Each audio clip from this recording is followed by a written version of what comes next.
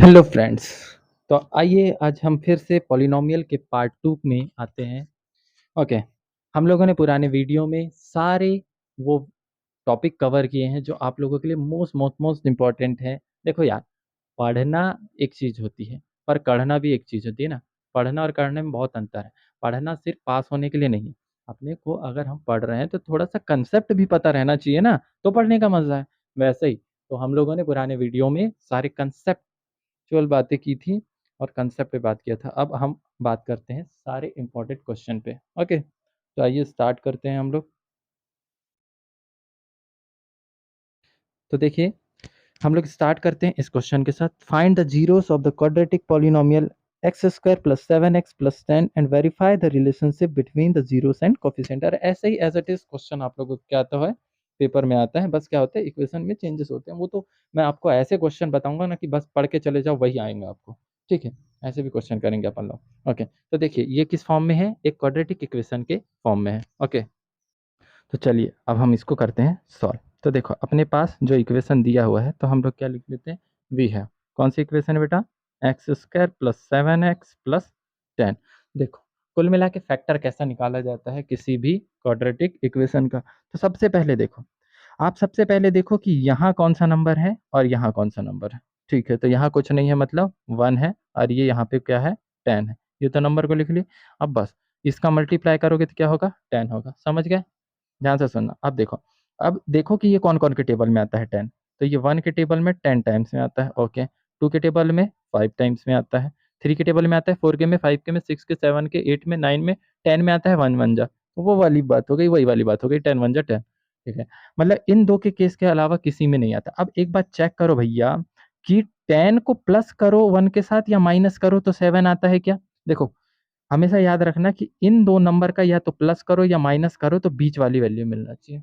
ठीक है, फिर से मैं क्या बोला, यहाँ का नंबर और यहाँ का नंबर को रखो और दोनों को मल्टीप्लाई करके यहाँ पे रखो। अब चेक करो कि ये कौन कौन के टेबल में आते हैं, पूरा लिख दो, जितने के टेबल में आते हैं सबके में लिख लो। अब चेक करो कि कौन से ऐसे दो ये नंबर हैं जो पेयर है जिनका अगर मैं 10 में 1 जोड़ूंगा तो 11 आता है और 10 में 1 माइनस करूंगा तो क्या होता है, 9 होता है। तो ये तो दोनों में नहीं आ रहा है। अब देखो 5 में 2 को माइनस किया तो 3 आता है, 5 में 2 को प्लस किया तो 7 आता है। मतलब मेरे जो दो फैक्टर हैं वो क्या है, 5 और 2 हैं, किसके लिए, 7 के लिए। तो देखो ये जो वेरिएबल की बात हो रही है तो वो वेरिएबल दोनों में चिपका दो। अब देखो कि प्लस प्लस माइनस माइनस क्या लगाना है। तो देखो अगर यहाँ पे प्लस चाहिए तो दोनों को क्या करना पड़ेगा, प्लस में रखना पड़ेगा। क्यों, क्योंकि प्लस प्लस प्लस होता है। तो ये क्या हो गया, 5x प्लस 2x। एक दो क्वेश्चन करेंगे खुद समझ आएगा। तो देखो यहाँ पे क्या लिख दिया मैंने, एक्स स्क्वायर प्लस, दोनों में से कोई को भी आप पहले लिखो बाद में लिखो, इट डजेंट मैटर। तो ये हो गया 5x प्लस 2x प्लस 10। अब देखो ध्यान से सुनना, मैं अच्छी अच्छी तकनीक बताऊंगा। अब यहाँ पे क्या होगा, इन दोनों को जोड़ लो, देख लो, और इन दोनों को देख लो। ओके, अब क्या देखना है, इनको देख तो रहे हो तुम लोग। अब देखो एक बात बताओ कि इसके पास दो एक्स है और इसके पास एक एक्स है, तो दोनों से एक एक एक्स मांग लूंगा, ले भैया दे दे करके दे देगा। तो क्या होगा, इसके पास सिर्फ कितना बचेगा, एक एक्स बचेगा, और इसके पास तो पूरा एक्स गया, तो सिर्फ क्या बचा, 5 बचा। अब एक बात बता रहा हूँ, आंख बंद करके नहीं, वैसे आंख बंद मत करना नहीं तो कहीं और लिख दोगे। मैंने आंख बंद करके ने कहने का मतलब एक मुहावरे से है। ओके, क्या मतलब, क्या बोल रहा हूँ मैं कि एक्स प्लस 5 जो यहाँ आया है कॉमन, बस उसको यहाँ एज इट इज उठा के लिख दो। यहाँ देखो मत कि ऊपर क्या लिखा है, कुछ नहीं। अब देखो यहाँ कौन सा साइन लगा है सर, हमारी साइन में बहुत बड़ी गलती होती है, बोलोगे हर समय हमको फैक्टराइजेशन में सिर्फ साइन में प्रॉब्लम आता है। तो अरे बाबा उसके लिए भी एक नंबर मैंने क्या निकाला हूँ, ट्रिक निकाला हूँ। कैसे, देखो प्लस प्लस क्या होता है बेटा, प्लस होता है। तो यहाँ पे क्या लिख दोगे, प्लस। अगर यहाँ प्लस और यहाँ माइनस होता तो प्लस माइनस, तो यहाँ पे क्या लिख देता, माइनस। ओके, प्लस प्लस है तो प्लस, प्लस माइनस रहता तो माइनस, माइनस प्लस रहता तो कुछ भी रहता तो उसके मल्टीप्लाई के अकॉर्डिंग होता है। ठीक है, अब देखो यहाँ जो सामने वाला नंबर है ना, बस उसको लिख दो, ये मिल गया। अब देखो x+5 हमारे पास क्या है, 2 टाइम है, तो इसको क्या लिख दिया हमने, एक बार लिख दिया। और यहाँ का x और +2 इन दोनों को एक बार लिख दो। ठीक है, तो हम लोग क्या लिख सकते हैं, ये हमारे, यही मैं बात कर रहा था ना कि फैक्टर क्या होते हैं, तो यही है हमारे वो दो फैक्टर्स। ठीक है, जिसके बारे में मैं बताया था कि क्वाड्रेटिक पॉलिनोमियल के कितने फैक्टर होते हैं, 2 फैक्टर होते हैं। तो वही तो फैक्टर है बाबा ये। तो क्या लिखेंगे, so the required factors are, क्या है, x+5 एंड क्या है, x+2। अब क्या लिखेंगे, इसके जीरोस निकाल लेते हैं। चलो निकाल लो जीरो। जीरो कैसे निकालते हैं, बस इनको क्या कर लेते हैं, जीरो के इक्वल रख देते हैं। जीरो मतलब जीरो, जीरोस मतलब जीरो नहीं होता है, ओके, नहीं तो जीरोस मतलब जीरो जीरो बोल रहे हैं सर, ऐसा नहीं। आप देखो ये एक्स प्लस, सॉरी यहाँ पे एक्स प्लस टू है ना, एक्स प्लस टू, और ये भी एक्स प्लस टू है, तो इन सबको जीरो के, तो जब ये प्लस में है तो उस साइड जाके क्या होगा, ये माइनस होगा ना, और ये भी प्लस में है तो उस साइड जाके क्या होगा, माइनस में होगा ना। X minus two, x minus plus two से माइनस टू बन गया। अब देखो तो हमारे क्या होंगे, therefore the zeros of the polynomial is, क्या होंगे, ऑफ द पॉलिनोमियल, हमारे जो जीरो है वो पॉलिनोमियल के वो क्या है, ये इस क्या है, -5 एंड -2, ओके। क्या हो गया, ये -5 एंड -2। और मैंने अभी क्या बोला था, इस फॉर्मूले में यहाँ पे पढ़े थे ना कि अल्फा प्लस बीटा हमारे दो जीरो रहते हैं, तो इन्हीं में से मान लो, इसको क्या मान लो अल्फा और इसको मान लो बीटा, ओके, इन दोनों में से एक को मान लो अल्फा, एक को मान लो बीटा, ओके। अब देखो हम लोगों ने क्या बोला है कि इसके बीच में इतने तो हमने क्या सॉल्व कर लिया कि find the zeros of the quadratic polynomial, ये प्रूव भी कर ली, ओके। पर अब हम लोगों को आगे का क्वेश्चन क्या बोला, and verify the relationship between the zeros and coefficient. तो देखो भैया क्या है, साफ साफ बात ये है कि अब हमको इसमें निकालना है सम ऑफ जीरोस। क्या निकालना है, sum of zeros. Sum of zeros क्या होता है, सम ऑफ जीरोस निकालने के लिए यहाँ पे अल्फा प्लस बीटा और या फिर माइनस बी अपॉन ए की बात करते हैं, ठीक है। अल्फा प्लस बीटा और माइनस बी अपॉन ए, चलो ठीक है। अल्फा की वैल्यू क्या है, -5 प्लस बीटा की वैल्यू क्या है, -2, ओके। अब बताओ ये माइनस बी अपॉन ए का क्या लफड़ा है बाबा, अरे इसका कोई लफड़ा नहीं है। अब एक बात बताओ, देखो यहाँ पे साइड में देखो, हमारी इक्वेशन क्या है, x square plus 7x plus 10। तो देखो यहाँ पर a की वैल्यू कुछ नहीं है, मतलब क्या है 1, यहाँ पर b की वैल्यू क्या है 7, और c की वैल्यू क्या है 10। क्यों, क्योंकि क्वाड्रेटिक इक्वेशन का स्टैंडर्ड फॉर्म है ना। तो देखो क्या हो गया, ये माइनस का माइनस लगाओ, b की वैल्यू क्या है, ये माइनस का 7, और a की वैल्यू क्या है 1। अब देखो यहाँ पर क्या हो गया, माइनस का माइनस, प्लस माइनस -2, और ये 7 बन जाए -7, ये तो ठीक। तो इधर भी क्या आ गया -7, इधर भी क्या आ गया -7। अगर आपका ऐसा नहीं आता है मतलब आप कहीं ना गलत है, ठीक है, याद रख लीजिएगा, ऐसा आना ज़रूरी है। अब उसके बाद किसकी बात करते हैं अपन लोग, प्रोडक्ट ऑफ जीरोस की बात करते हैं, प्रोडक्ट ऑफ जीरोस की बात करते हैं। चलो ठीक है, प्रोडक्ट ऑफ जीरोस की बात कर लेते हैं, क्यों छोड़ें इसको, ठीक है। प्रोडक्ट ऑफ जीरोस क्या होता है, अल्फा मल्टीप्लाई बाय बीटा, और इसको बोलते हैं सी अपॉन ए की, ओके। अल्फा मल्टीप्लाई बीटा और सी अपॉन ए। अब इसका क्या होता है, देखो तो इस 5 को इस 2 से मल्टीप्लाई करो, -5 को -2 से मल्टीप्लाई करो, या सी अपॉन ए, तो सी की वैल्यू क्या है 10, तो रख दो 10, अपॉन में 1, तो माइनस माइनस क्या होता है प्लस, प्लस का 10 इधर भी और इधर भी 10, तो देखो ये भी सेम ये भी सेम।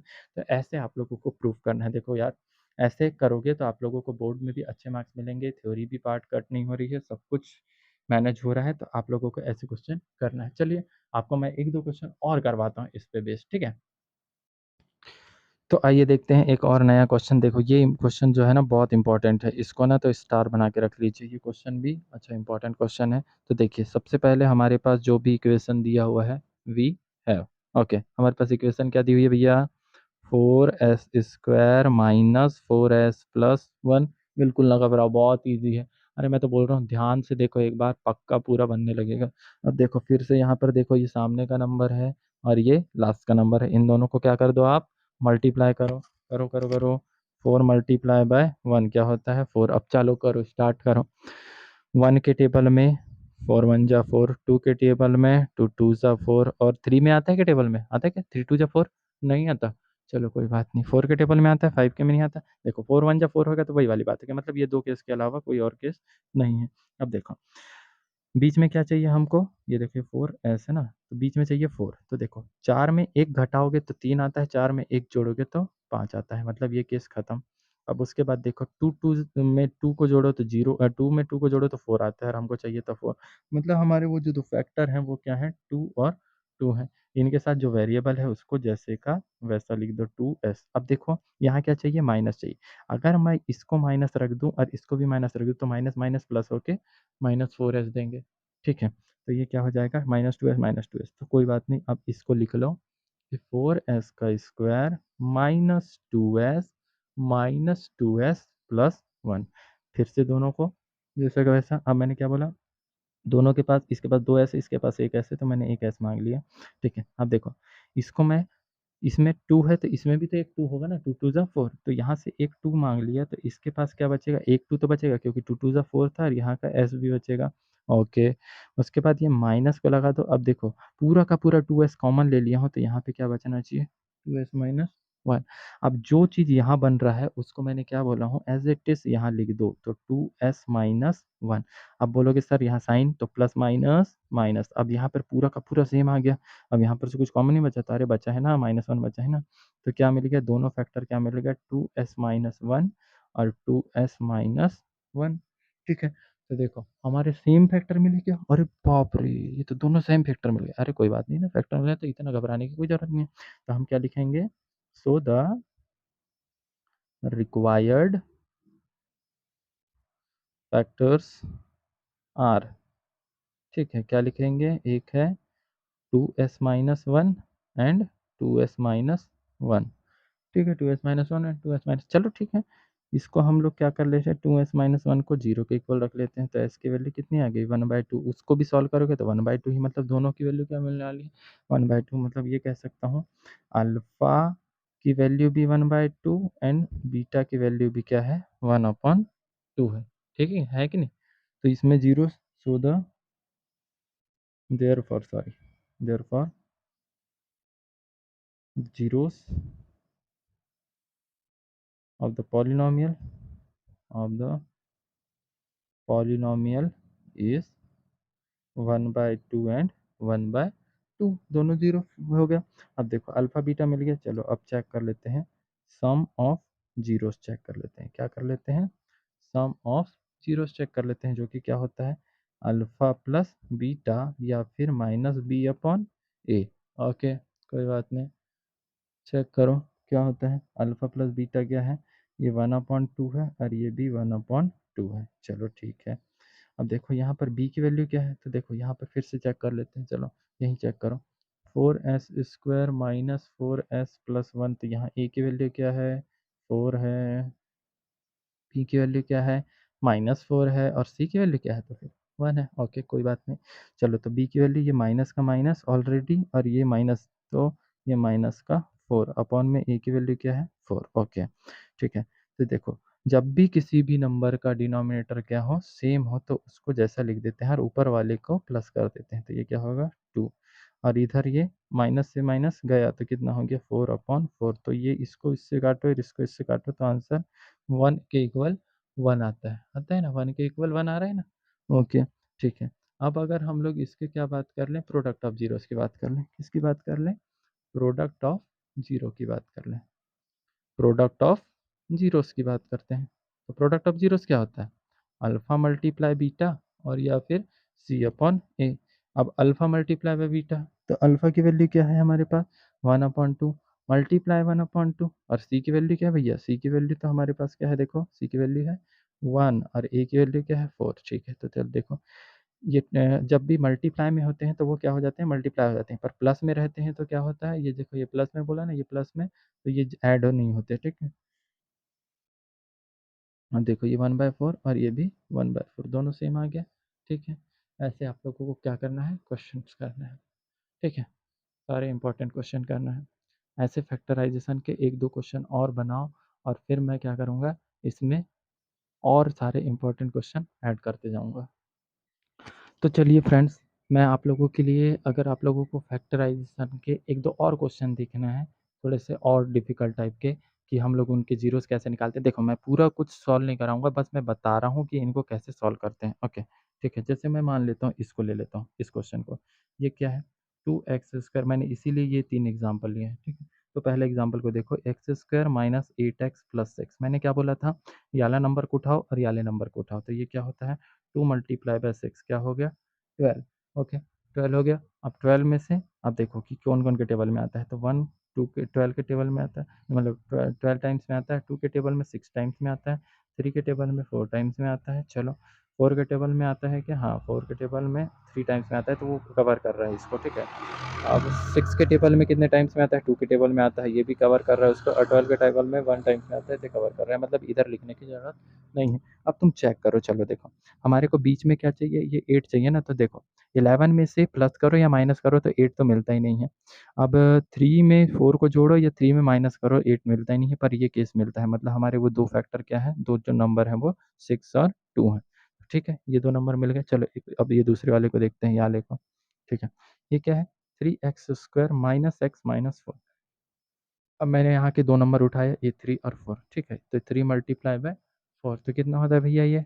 12 होता है। अब देखो इसके फैक्टर निकालो तो 1 के टेबल में 12 टाइम में आता है, 2 के टेबल में कितने टाइम में आता है? 6 टाइम में आता है, और 3 के टेबल में कितने टाइम्स में आता है? 4। इसके अलावा चेक कर लेना तो वो फिर रिपीट मारने लगता है। ओके, अब इसमें देखो 12 में 1 जोड़ूँ या घटाऊँ कुछ भी, तो यहाँ पर 1 चाहिए ना हमको, तो 1 तो मिलना ही नहीं है, ये भी केस नहीं होता। 6 में 2 घटाना और जोड़ना कुछ भी हो तो इसमें नहीं आता, पर इसमें आता है। 4 में से 1 माइनस करो तो 1, 4 में से 3 माइनस करो तो 1 आता है, मतलब ये केस है। तो वो हमारे फैक्टर क्या हो गया? 4 और 3 हो गए, मतलब जीरोस हो गए। ओके, तो ऐसे ही सॉल्व कर लिए। अब ये वाला क्वेश्चन देखो, इसमें क्या है? 6x² minus x minus 2।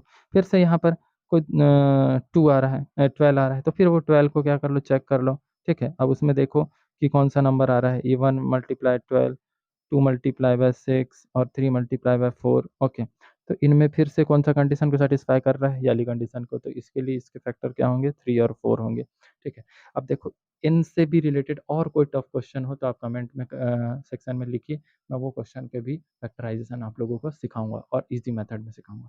Okay, देखिए अब ऐसा है भैया, सबसे बड़ी बात कि इसका जो नेक्स्ट पार्ट बनेगा वो सबसे ज़्यादा इम्पोर्टेंट होने वाला है, क्योंकि मैं उसमें बीते गए सालों में जो भी इम्पोर्टेंट क्वेश्चन आए हैं उसका पूरा एक साथ वीडियो बनाऊंगा। ओके, तो वाले वीडियो को ज़रूर देखना है आप लोगों को। इस वीडियो को यहीं पे रखेंगे, इस टाइप के क्वेश्चन और ट्राई कीजिए। ओके, ठीक है, तो मिलते हैं नेक्स्ट वीडियो में।